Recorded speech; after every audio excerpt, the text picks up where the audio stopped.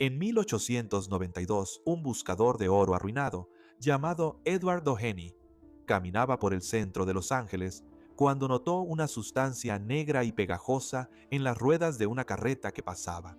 Le preguntó al carretero qué era y le dijeron que era brea, que en español significa alquitrán, y que provenía del distrito de Westlake Park y que se quemaría como combustible en una planta de hielo cercana.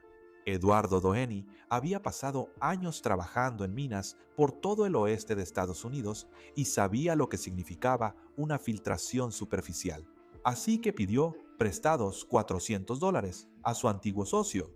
Carlos Canfield arrendó una poza de brea justo al sur de Echo Park y los dos hombres empezaron a cavar. El 20 de abril de 1892 encontraron petróleo. Lo que siguió fue una de las carreras por la tierra más disruptivas en la historia urbana de Estados Unidos. Una que dejaría a la ciudad de Los Ángeles con un problema que aún no ha logrado resolver por completo. Nadie quería vivir dentro de un campo petrolero. Aún así, la ciudad creció alrededor de las torres.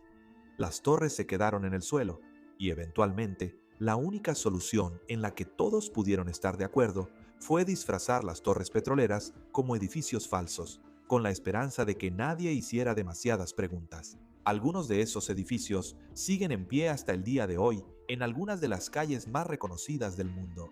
Entonces, ¿cómo terminó Los Ángeles con edificios falsos, como una sinagoga, una torre disfrazada de dragón y un pozo petrolero bombeando debajo de un centro comercial?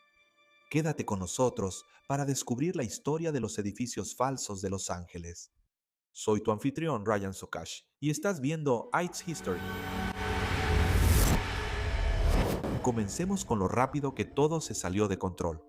En solo 4 años después del hallazgo de Doheny, el campo petrolero de la ciudad de Los Ángeles tenía 500 pozos activos. Para 1895, ese solo campo producía más de la mitad de todo el petróleo del estado de California.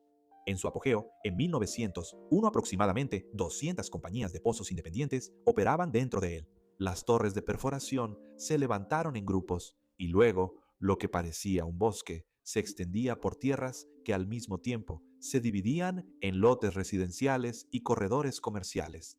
Así que, desde el principio, no había una separación significativa entre donde vivía la gente de Los Ángeles y donde se extraía el petróleo. De hecho, ocupaban el mismo terreno, y ese terreno, bueno, seguía dando. Avancemos rápido al 23 de junio de 1921, cuando un pozo en la cima de una colina al sur de la ciudad hizo erupción.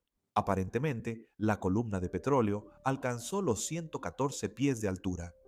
Ese solo momento dio origen al yacimiento de Long Beach casi de la noche a la mañana. Y con eso, Signal Hill tuvo tantos torres de perforación erigidas tan rápido que la gente empezó a llamarla Colina del Puercoespín. En 1930, California estaba produciendo casi una cuarta parte de toda la producción mundial de petróleo, y Los Ángeles había crecido de solo 50,000 habitantes en la década de 1890 a más de 1 millón.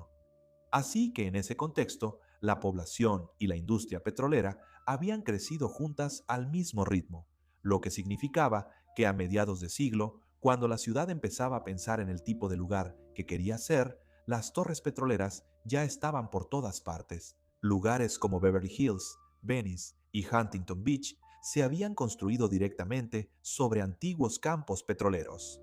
Las compañías petroleras tenían derechos legales sobre lo que había debajo y no estaban interesadas en irse.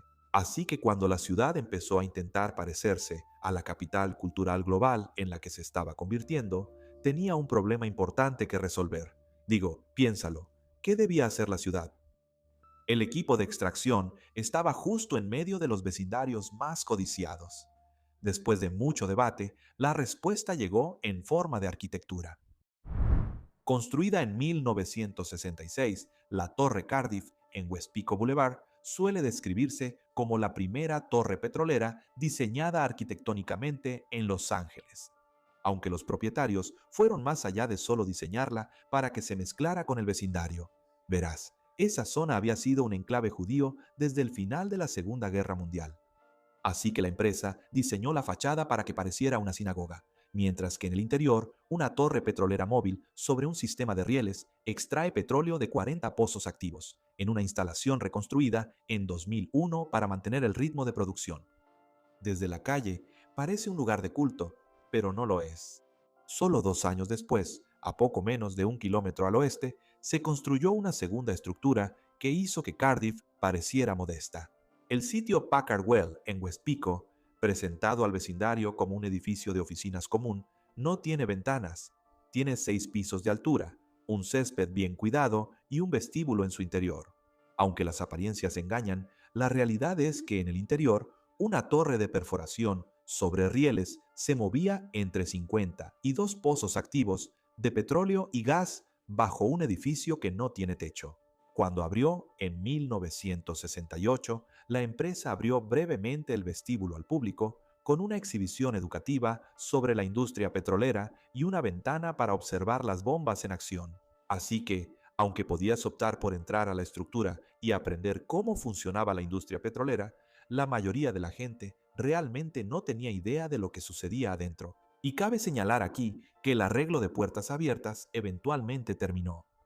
No muy lejos, la preparatoria Beverly Hills había estado situada sobre el campo petrolero de Beverly Hills desde antes de que la escuela misma fuera construida en 1927. En un momento, el campus tenía casi 20 pozos individuales y el último que quedó adoptó un enfoque bastante diferente para el disfraz. En el año 2000, la torre de perforación de 165 pies en el borde del campus fue envuelta en paneles de vinilo pintados con flores por niños de los hospitales locales. La estructura fue entonces renombrada como la Torre de la Esperanza y se convirtió en un elemento visible pero bastante extraño en los terrenos de la escuela. Piénsalo. Durante años, los estudiantes pasaron junto a la estructura todos los días y no tenían idea de que adentro había un pozo petrolero. Teniendo eso en cuenta, este patrón de disfrazar pozos petroleros se mantuvo en toda la ciudad, aunque no todos los disfraces eran arquitectónicos. Por ejemplo, un parque de diversiones para niños llamado Parque Beverly había operado desde 1943 en un terreno arrendado a la compañía petrolera Beverly. Y cuando nuevos dueños se hicieron cargo del parque, descubrieron que una de las torres petroleras estaba disfrazada de dragón con alas que aleteaban. De nuevo, esto es un contraste interesante. Se extraía petróleo y aún así el parque tenía juegos mecánicos, organizaba fiestas de cumpleaños y, según algunos relatos, inspiró a un joven Walt Disney, aunque no duraría para siempre. En 1974, Beverly Oil le dijo al operador que iban a aumentar la renta y que planeaban perforar más pozos en la propiedad. Así que el parque fue cerrado y en su lugar llegó el Beverly Center Mall, construido en el mismo sitio en 1982.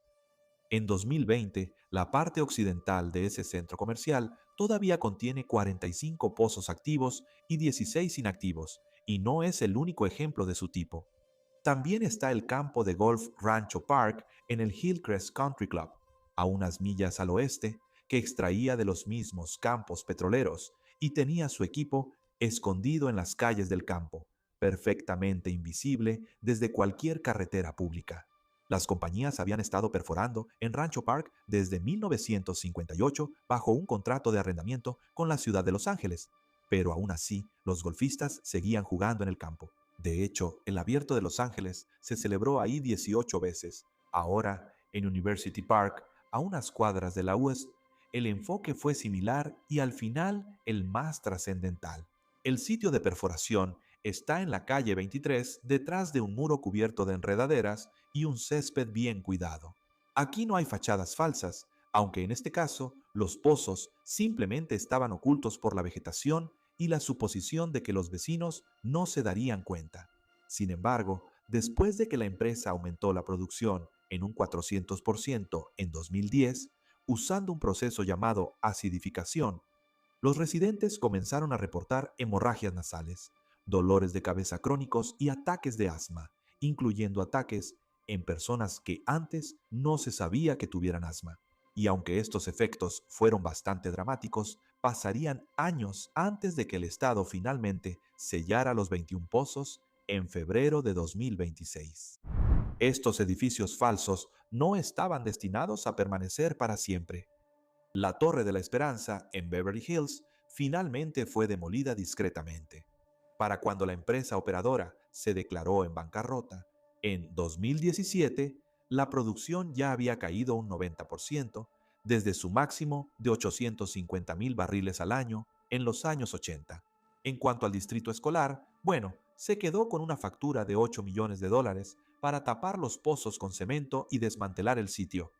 En cuanto a los sitios más peligrosos, bueno, un momento de rendición de cuentas legal llegó en 2022 cuando el gobernador firmó el proyecto de ley del Senado 1137 estableciendo una zona de amortiguamiento de 3.200 pies entre los nuevos pozos de petróleo y gas y los sitios sensibles, incluyendo casas, escuelas y hospitales.